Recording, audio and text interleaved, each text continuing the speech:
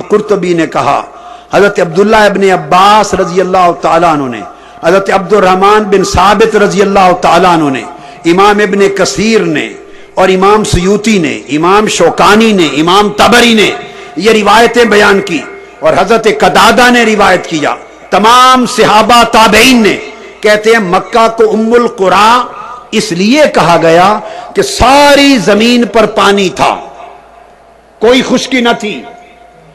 پہلی جگہ جہاں سے پانی خشک ہوا اور زمین وجود میں آئی وہ وادی مکہ تھی، تو زمین کی ابتدا اس مکہ سے ہوئی۔ پانی سب سے پہلے جس مقام سے خشک ہوا اور زمین ظاہر ہوئی وہ وادی مکہ ہے۔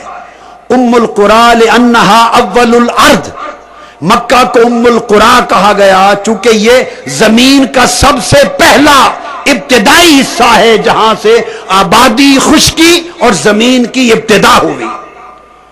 امام بغوی فرماتے ہیں ام الشیء اصلہ ویقال لمکہ ام القرا لانہا اصل البلاد، مکہ کو ام القرا اس لیے کہتے ہیں کہ یہ ساری وادیوں کا مبدا ہے، اصل ہے، جڑ ہے، زمین کی ساری آبادیوں کی ابتدا مکہ سے ہوئی تھی۔ اب آپ سمجھ گئے، امام ابن کثیر کہتے ہیں مکہ ام القرا ہے لتقدمہا، کہ ساری کائنات میں زمین پر جتنی آبادیاں ہیں ان میں سب سے پہلی آبادی، سب سے پہلا زمین کا ٹکڑا اور سب سے پہلا خشک ہونے والا حصہ ہے زمین وہ مکہ ہے۔ تو ابتدا اس وجہ سے یہ ام القرا نام بنا۔ اب ام مکہ بنا، ام الکتاب لوح محفوظ بنی، ام القرآن فاتحہ بنی، ام القرآن مکہ بنا۔ آپ سمجھ گئے کہ جہاں بھی لفظ ام آیا تو ام کا معنی اولیت ہے، ام کا معنی مبدا ہے، ام کا معنی بگننگ ہے، ام کا معنی اوریجن ہے، ان کا معنی ابتدا ہے۔ تو ابتدا، مبدا، اصل وہ ہو تو ام ہوتا ہے۔ تو آقا علیہ السلام کو فرمایا النبی الامی، میرے محبوب آپ وہ رسول ہیں، وہ نبی ہیں جن کو ہم نے شان ام عطا کیا ہے۔ جس طرح کائنات کی زمین کی ابتدا مکہ سے ہوئی وہ ام القرا بن گئی، جس طرح قرآن کی ابتدا فاتحہ سے ہوتی ہے وہ ام القرآن بن گئی، جس طرح ہر علم کی ابتدا لوح محفوظ سے ہوئی وہ ام الکتاب ہو گئی۔ تو میرے محبوب اس ساری کائنات اور جملہ موجودات کی ابتدا تیرے نور سے ہوئی، چونکہ سب سے پہلی خلق تو ہے، اس لیے تجھے امی کا لقب عطا کیا۔ نعرہ تکبیر، نعرہ رسالت، آمد مصطفیٰ، چہرہ والضحیٰ۔ فرمایا الرسول النبی الامی، وہ رسول جس کے نور کو سب سے پہلے پیدا کیا گیا، جو مبدأ کائنات بنا، جو اول مخلوقات بنا، جس میں سے ساری کائنات کے موجودات نکالے گئے، وہ شان امیت کا مالک رسول۔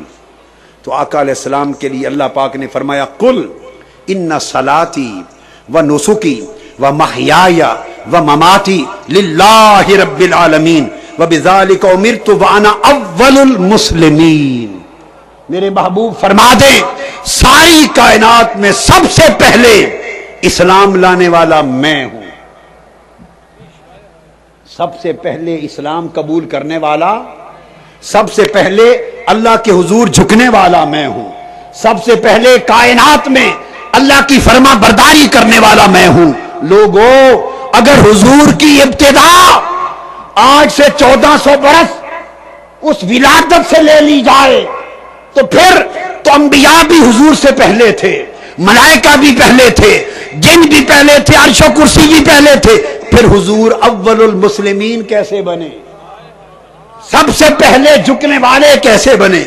قرآن نے کہا وَلَهُ أَسْلَمَ مَنْ فِي السَّمَاوَاتِ وَالْأَرْضِ، آسمانوں اور زمینوں کی کائنات میں جو کچھ ہے وہ سب اللہ کے حضور جھکنے والا ہے، مسلم ہے۔ زمین و آسمان کی کائنات میں لوح ہے، قلم ہے، عرش ہے، فرش ہے، ملائک ہیں، جن ہیں، انسان ہے، جو کچھ ہے، نور ہے، بشر ہے، فرمایا سب لہو اسلم، اللہ کی فرما برداری کرنے والے ہیں۔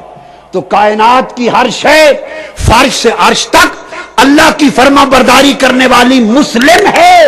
اور ادھر فرمایا وَبِذَالِكَ أُمِرْتُ، مجھے بتایا گیا ہے انا اول المسلمین کہ سب سے پہلے فرما برداری کرنے والا کائنات میں ہوں۔